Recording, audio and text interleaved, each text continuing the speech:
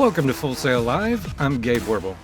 Tonight, the Indiana Fever look to improve their 12-8 record against the Phoenix Mercury. But the actual basketball might be taking a backseat to the physical hostility. The spotlight is squarely on Fever guard Sophie Cunningham, who returns to Phoenix for the fourth time since leaving the franchise. Cunningham spent 6 seasons building the reputation as one of the most intense physical competitors in Phoenix. Now she brings that exact same grit to an Indiana roster that is currently at the center of a league-wide debate regarding player safety. In April, Indiana signed Cunningham to a 1-year, $665,000 extension.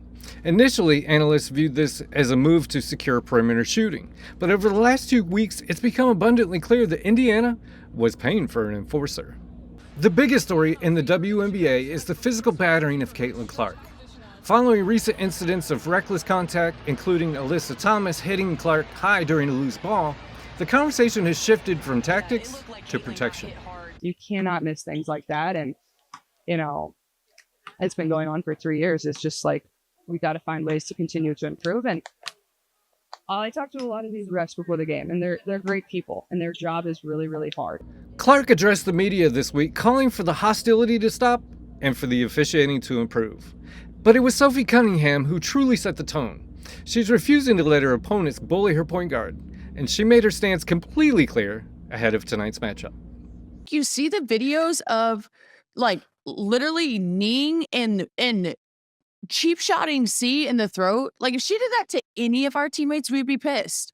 But they're definitely targeting her, and the league and the refs do nothing to protect her.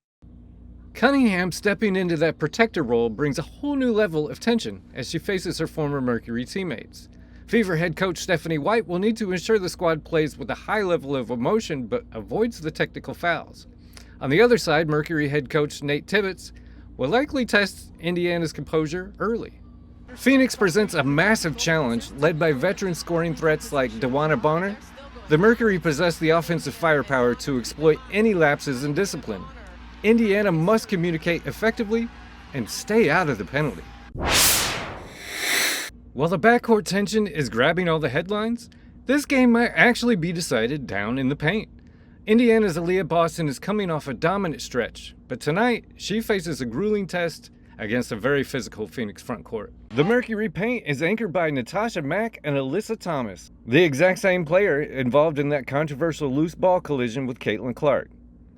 Boston will need to use her elite footwork to navigate that hostility down low. If Indiana can control the glass and avoid the physical trap, they will crack this game wide open. It promises to be a highly tactical and emotional matchup. And a quick side note before tip-off. Keep an eye on Indiana's defense. Half of their losses this season have happened despite them scoring over 100 points. So they need stops tonight. We're going to have complete highlights for you tonight at 11. I'm Gabe Werbil. Enjoy the game, and I will see you soon.